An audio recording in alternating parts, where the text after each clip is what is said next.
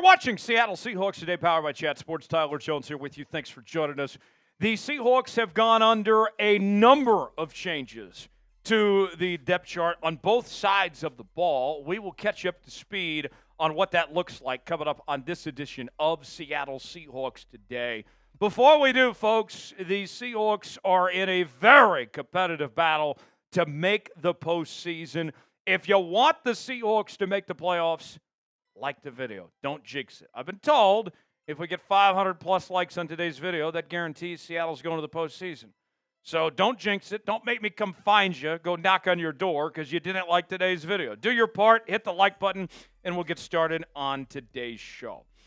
The depth chart for Seattle heading into Week 12. We've seen quite a bit of change over the last couple of weeks, and this is our first time to really go in depth and talk about what that looks like for Seattle. So let's go ahead and get started with the quarterback position.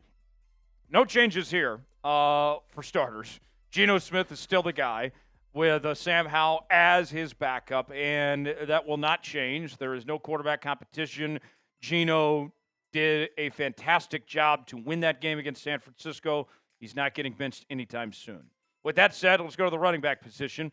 And the running back spot, Kenneth Walker still leading the way as your RB1, with Zach Charbonnet as your RB2 and Kenny McIntosh as the RB3. And I'll say this, I like all three of these guys. I think K9 is capable of being a top back in this league. I like Zach Charbonnet as the number 2. Kenny McIntosh, when we've seen him out there, he's done a pretty solid job. But one thing that I have noticed that I would like to see, can we get a real fullback? The Seahawks have been doing these very strange packages when they're in goal line and short yardage situations where they bring a lineman in to come play the fullback spot, to be that extra blocker. And newsflash, it doesn't work. What's Nick Bellore doing these days? I think he's with the Commanders. But somebody, can we go back to old school football a bit and have a real fullback to join this backfield? Because that's what I think is missing right now, is to have that extra blocker in there for those short opportunities. I think this would go a long way to help out that rushing game, to get a real fullback in there and play some old school football. Meanwhile, the wide receivers for Seattle, Tyler Lockett at the right wide receiver spot, DK Metcalf at the left, and then JSN in the slot with Bobo, Young, Shenault, and White sitting behind those guys. And I got to tell you, when I look at this wide receiver group, folks, I'll say this. JSN, this is going to be a tough pill to swallow for some folks. He's passed up Tyler Lockett at this point. He is the number 2 receiver, and some could argue he's the number 1 receiver, as he's currently leading the Seahawks in catches, targets, receiving yards, and in touchdowns. Granted, he's played a couple more games than DK because DK was banged up. But this receiver group, I think, has done a very good job. I've been impressed, and JSN is emerging and turning into something special here from what we've seen over the last few weeks. We'll go over the rest of the depth chart here in just a moment, but we want you guys to weigh in and grade the depth chart for your Seattle Seahawks. A, B, C, D, or F, what do you think of this depth chart from top to bottom? I'm going to go with about a solid B+. I think that it's not perfect, but it's heading in the right direction. Give me your grade in the comment section below.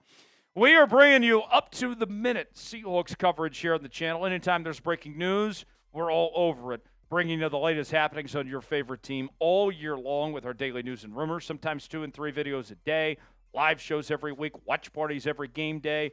If you're not subscribed to Seahawks Today, what are you waiting for? For daily Seahawks coverage you won't find anywhere else, subscribe now for free, youtube.com/SeahawksTV.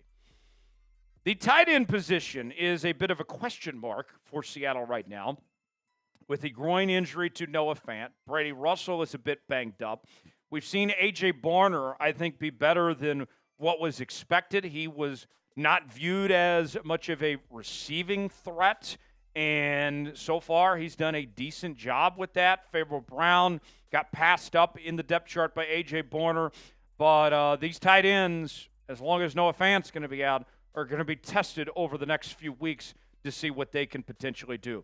The offensive line has gone through some dramatic changes over the last week plus with the surprise retirement of Connor Williams, The second-year center out of Michigan, Oluwatimi, has stepped up into that role. He was the top center in college football, and he did a fantastic job this past week against San Francisco in his first start of the season. Abraham Lucas also made his first start of the year and did a really good job. His snap number was about 70% this past week. I would expect that to go up. Charles Cross has played at a Pro Bowl level this year. You still have some big question marks at the guard spot with Tomlinson and Bradford. And I'm curious what the Seahawks do with Christian Haynes, as he wasn't even activated this past week. But the main thing is to keep up the momentum. What you hope for is after that San Francisco game that it wasn't a one-hit wonder. And I'm already hearing a lot of y'all say, well, the offensive line didn't really play that good until Nick Bosa got banged up. Folks, we need to keep up the momentum.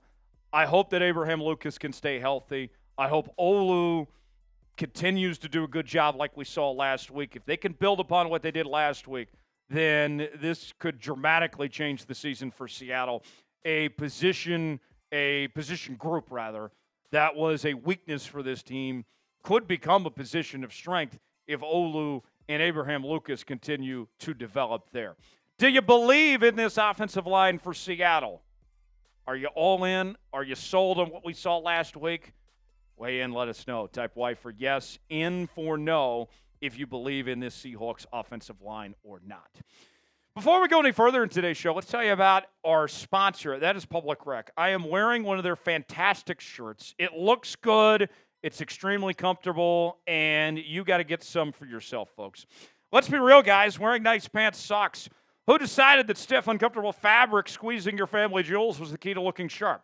Well, here's an early holiday gift from me to you. Those days are finally over. Public Rec's Daymaker pants are here to make sure you stay comfy and classy this season. They feel like your favorite sweats, but they look like tailored pants. Yep, super stretchy with an elastic waistband, so you can rock them anywhere.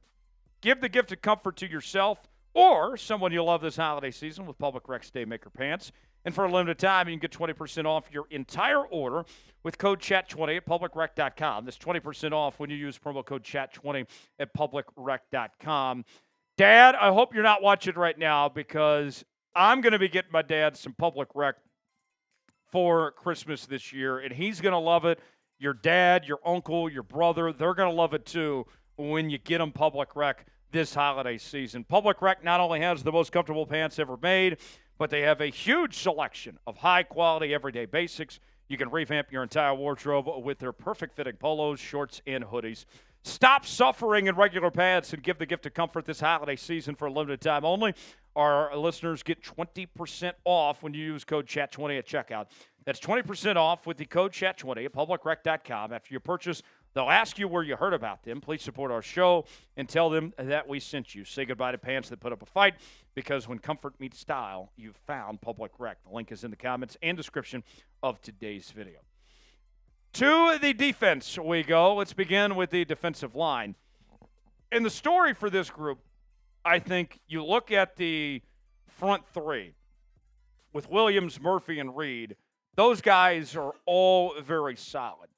But behind them, that's when you have an issue. Granted, Jonathan Hankins actually had a surprising interception this past week, but Jonathan Hankins has not played well for much of this season. Robertson Harris, we've seen bits and pieces of. The Seahawks traded for him prior to the deadline. But one thing that I'll say when it comes to this defensive line that has been unfortunate in 2024, depth is an issue. When Byron Murphy went down, the entire defense changed. They have some serious question marks. They can't afford to lose any of those top three guys at this point. Let's go to the linebacker position now, and we've seen a massive overhaul with the linebackers for Seattle as Ernest Jones was traded at the trade deadline, and he is in the Mike linebacker spot and also is the green dot now. Tyrice Knight, the rookie at the weak side linebacker position, had a very good start to his tenure last week in the game against San Francisco. Derek Hall's leading this team in sacks. Draymond Jones has been up and down. Boye Mafe, we know he's capable of doing some big things. Led the team in sacks a season ago. And so far, small sample size of just 1 week, this experiment of moving on from Tyrel Dodson is paying off for this Seahawks team.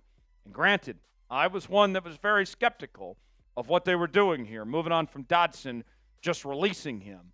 But it seems like that Mike Macdonald might have something figured out here. The corner room for Seattle, Tre Brown, Rick Woolen, and Devon Witherspoon leading the way. And we've seen Reek have a nice bounce-back season. Devon Witherspoon hasn't been as good as I expected him to be in his second year. And we've seen some competition going around with Tre Brown and Josh Jobe at that left corner spot. And I got to tell you, watch out for Jobe. Mike Macdonald's really liked what he's seen from Jobe. And there's talk that Jobe potentially could take that job away from Tre Brown as the starting outside corner. He had an interception in the Buffalo game, and he's had a few moments. So if you had to pick one to start, would you go with Tre Brown or would you go with Josh Jobe? Type Tre for Tre Brown, type Jobe for Josh Jobe. Let us know which one you'd rather roll with. Let's wrap up the defense with the safety position for Seattle, as Julian Love at the free safety spot, as well as we see Kobe Bryant in the mix, among others there at the safety position for Seattle. Safety group, they're a little shorthanded, but still a position of strength with what we've seen from Julian Love. The special teams unit for Seattle, we'll wrap up with them. Jason Myers has been solid this year. Michael Dixon doing a really good job with the punting activities. Chris Stoll at the long snapper position. And then the kick return and punt return spots. Shenault and Williams holding down the duties there. We've seen less of JSN out there. D. Williams had some questionable plays at one point, but still doing a pretty decent job for the most part there. If you enjoyed today's show, like the video. We certainly would appreciate it. Thanks for joining us here on this edition of Seahawks Today. I'm Tyler Jones. We'll see you next time.